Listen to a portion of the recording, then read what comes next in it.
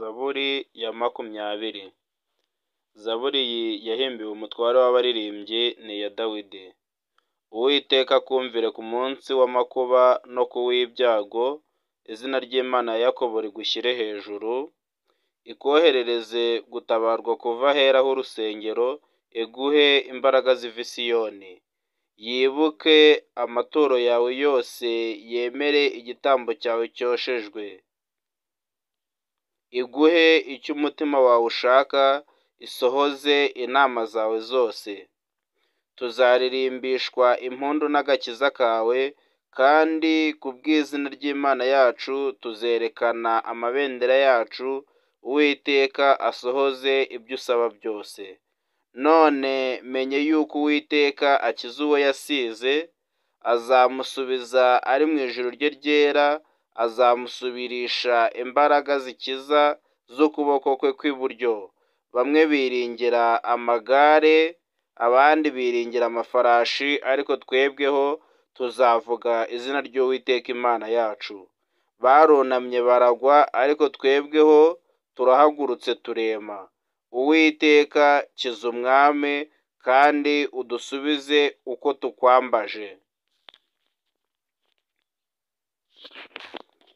Zaburi ya makumyabiri na rimwe. Zaburi iyi yahimbiwe umutware w'abaririmbyi ni iya Dawidi. Uwiteka umwami azishimira imbaraga zawe, erega agakiza kawe azakanezererwa cyane.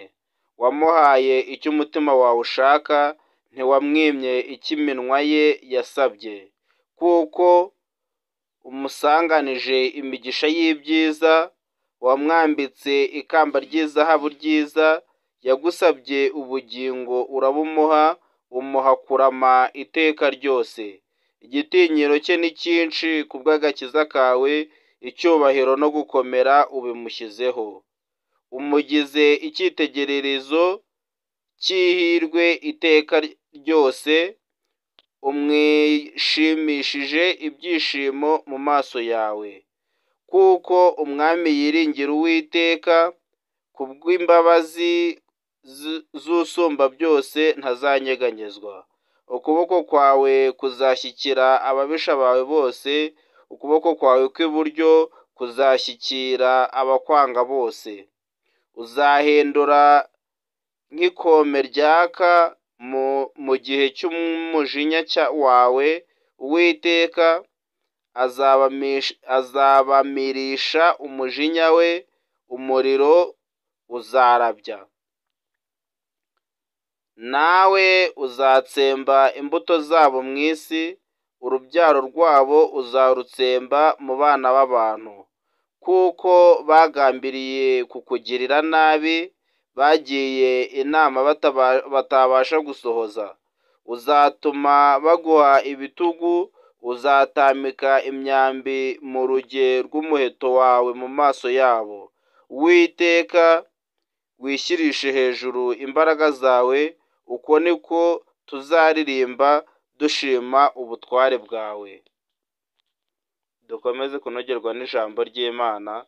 Nawe utarakora subscribe, kora subscribe kugira ngo dukomeze tubane mu ijambo ry'Imana.